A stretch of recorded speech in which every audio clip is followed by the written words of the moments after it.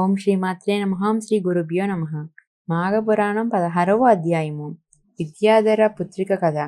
రాజా, మాఘమాస స్నాన మహిమను తెలుపు మరియు ఒక కథను వినమని మరలా ఇట్లా పలికెను.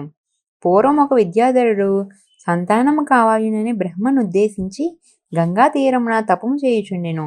నియమవంతుడై భక్తి శ్రద్ధలతో చిరకాలము తపమాచరించెను. అతడిట్లు చిరకాలము తపము చేయగా బ్రహ్మ సంతుష్టుడై వానికి ప్రత్యక్షమయ్యెను. వరములనిత్తును కోరుకోమనెను. పుత్రుణ్ణిమ్మని విద్యాధరుడు బ్రహ్మను కోరెను. అప్పుడు బ్రహ్మ, నాయనా, నీకు పుత్ర సంతాన యోగము లేదు. అయినను నీ తపము మెచ్చి పుత్రికను అనుగ్రహించునని అంతర్ధానమునందెను. ఆమె పెరిగి పెద్దదయ్యెను.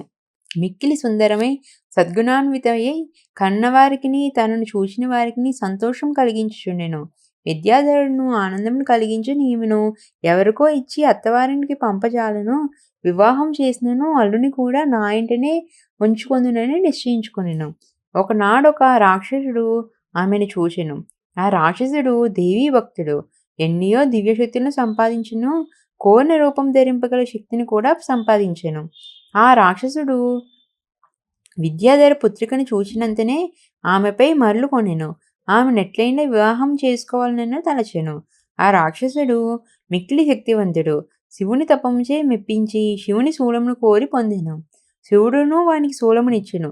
ఓయి, ఇది నీ శత్రువునకు ఆధీనమైనచో నీవు మన్నింతువని చెప్పి ఇచ్చాను.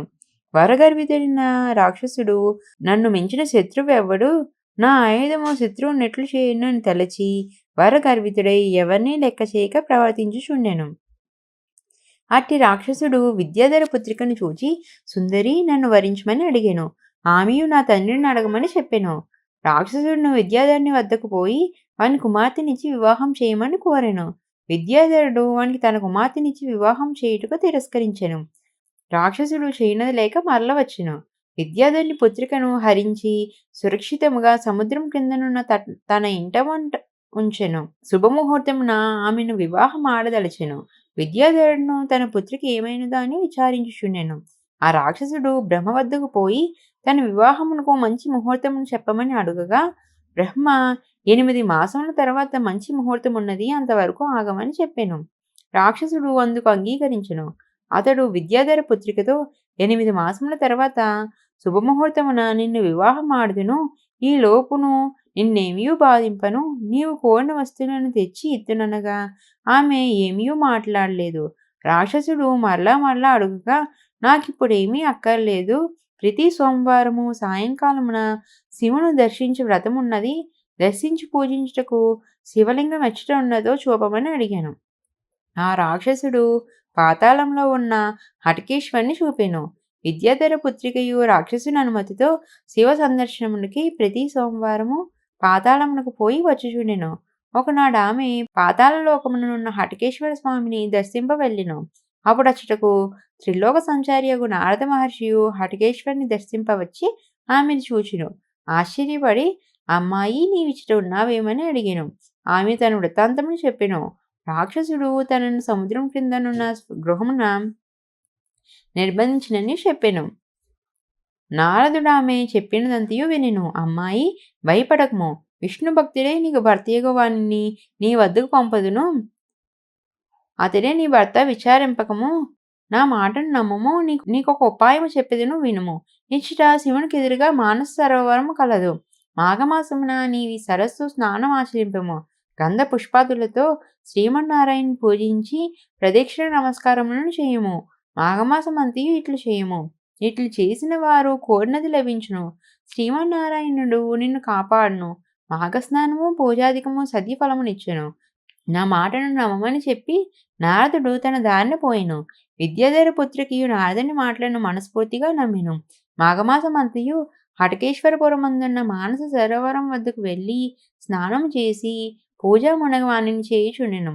నారదుని మాట యథార్థమొకటికై ఎదురుచూచుచుండెను. మాఘమాసమున వ్రతంతో గడిపెను. నారదుడును లోక సంచారం చేయుచు సౌరాష్ట్ర దేశమును పాలించుచున్న శ్రీ మహావిష్ణు భక్తుడగు హరిద్రుడను మహారాజును చూచెను. ఆ రాజు సర్వకాల సర్వావస్థల యందును శ్రీ మహావిష్ణువును స్మరించుచుండెను. అందరి యందును శ్రీమన్నారాయణుని దర్శించును. వారిని హరి అని ఆహ్వానించును, విష్ణువాయ అని పిలిచును, గోవిందాయ అని మాట్లాడును, శ్రీకృష్ణాయ అనుచు వస్తువును స్వీకరించును, దామోదరాయ అనుచు భుజించును, కేశవ అనుచు నిద్రించును, నరసింహాయ అని స్మరించును, హృషికేశ అని మేల్కొనెను, వామన అనుచు తిరుగును. ఏ పని చేయుచున్నను, ఎవరితో మాట్లాడుచున్నను, ఏదో ఒక విధంగా శ్రీమన్నారాయణుని తలచును. ఇట్లు విష్ణు భావన తన్మయుడైన హరిద్రుని వద్దకు నారద మహర్షి వెళ్ళెను.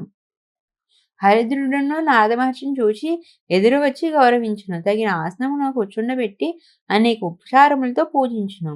నారదుడును, రాజా, విద్యాధర కన్యనొక దానిని వరగర్వితుడైన రాక్షసుడొకడు బలాత్కారంగా అపహరించి సముద్ర గర్భమున దాచించినాడు. ఆ విద్యాధర కన్యక త్రిలోక సుందరి, సద్గుణశీల. నీవామెను భారీగా స్వీకరింపవలను. ఆ రాక్షసుని వాని శూలంతోనే సంహరింపవలయును అని వానికి తగిన రీతిలో వివరించి నారదుడు అచటి నుండి లోక సంచారార్థమై పోయెను. హరిద్రుడును సముద్రం వద్దకు పోయెను. నారదుడు చెప్పినట్లుగా సముద్రం వానికి తన లోనికి వచ్చుటకు మార్గము నొసగెను. హరిద్రుడును ఆ రాక్షస గృహమును చేరెను. ఆ సమయమున రాక్షసుడు ఇంట లేడు. అతడు వివాహ ముహూర్తమునకే బ్రహ్మ వద్దకు పోయెను. అతడు పోవుచు శూలం ఇంట్లో ఉంచి వెళ్ళెను. రాజు రాక్షసుని ఇంటనున్న శివుని శూలమును గ్రహించి ఉండెను. రాక్షసుడు ఇంటికి వచ్చినప్పటికీ తన శూలము పరహస్తగతమగుటను గమనించెను. ఆ రాజును చూసి ఇట్టి వానితో యుద్ధం చేసి మరణించినను మంచిదే అని తలచి హరిద్రదునితో యుద్ధము చేయ సిద్ధపడిను. రాక్షసుడు హరిద్రదుడు చాలా కాలం యుద్ధం చేసిరి. హరిద్రదుడు శివుని శూలమును ప్రయోగించి రాక్షసుని సంహరించెను. ఆ రాజు రాక్షసుని సంహరించి విద్యాధర పుత్రిక వద్దకు పోయెను. ఆమెయు నారదుని మాటను స్మృతికి తెచ్చుకొనెను. వానిని భర్తగా భరించెను. హరిద్రుడును ఆమెను వివాహమాడెను. ఆ దంపతులను విష్ణు భక్తులై విష్ణు పూజను మాఘమాస స్నానమును మానక చేయుచుండిరి. చిరకాలము సుఖశాంతులతో శుభలాభములతో జీవితమును గడిపి శ్రీహరి సాన్నిధ్యమును చేరిరి అని వశిష్ఠుడు మాఘస్నాన మహిమను దిలీపునికి వివరించెను. ఇంతటితో మాఘపురాణం 16వ అధ్యాయం సంపూర్ణము. ఇంకా మరెన్నో పురాణాలు, ఇతిహాసాలు తెలుసుకోవడం కోసం మా ఛానల్ని సబ్స్క్రైబ్ చేసుకోండి.